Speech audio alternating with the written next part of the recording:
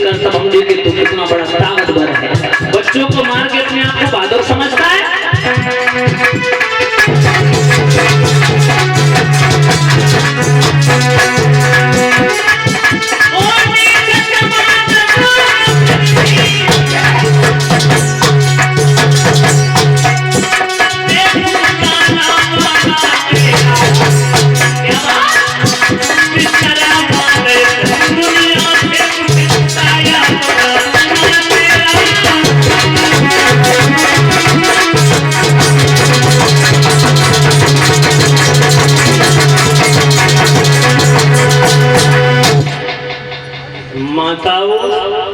जो कहा भीम ने हमसे युद्ध कर, हम देखे तो कितना बड़ा योद्धा है। बच्चों को मार के अपने आप को बहादुर समझता है। और धक्कार है तेरी वीरता को, बच्चों को मार के अपने आप को बहादुर समझता है। परीक्षित जी अश्वत्थामा को पकड़ करके ले गए। पांचों पांडव शिविर में पहुंचा अश्वत्थामा। अब पांचों पांडवों ने भगवान कन्हैया की तरफ देख करके मन में विचार किया।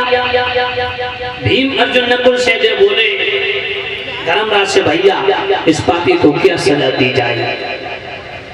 धर्मराज कहते काम वो करो जो धर्म के विपरीत ना हो, आने वाला कल हमें आपको दोषी न ठहराए।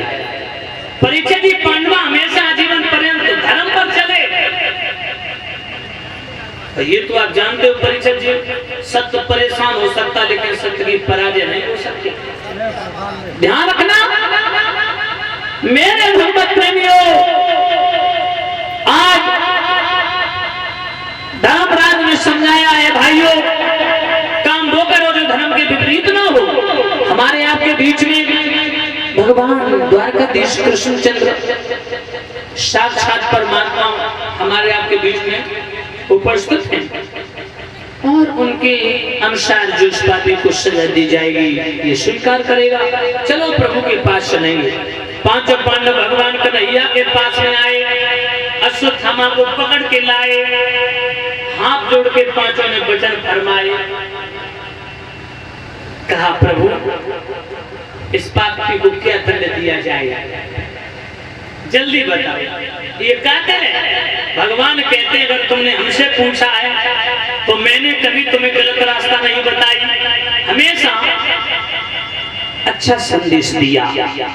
अगर तुम हमसे पूछ रहे तो मेरी समझने की बात आ रही है क्या कि ब्राह्मण चाहे पैसा भी हो पर उसे मानना चाहिए।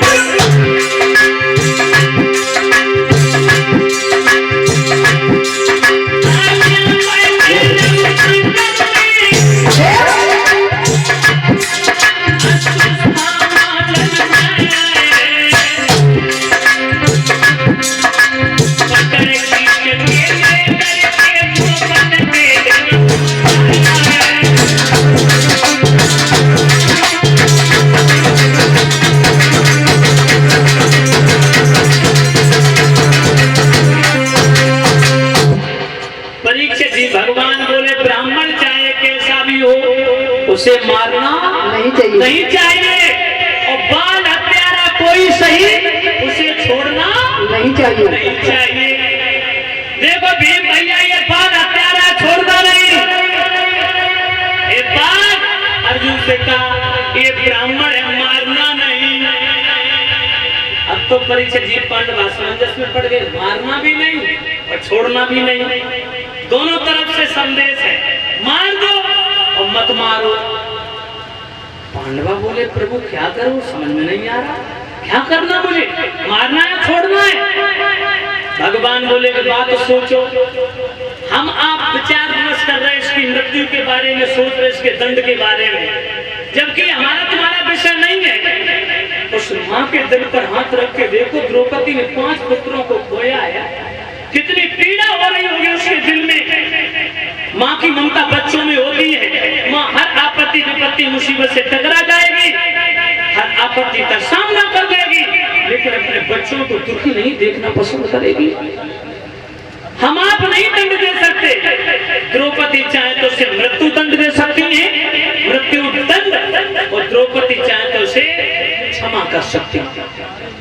परीक्षित जी द्रौपदी के सामने खड़ा कर दिया, अश्वत्थामा ने दोनों हाथ जोड़े, एक बात कही, द्रौपदी ली चला खूब उस चलती में, जितनी चल सकी हमारी है, मारो तो न्याय समझता हूँ, छोड़ो तो दया तुम्हारी।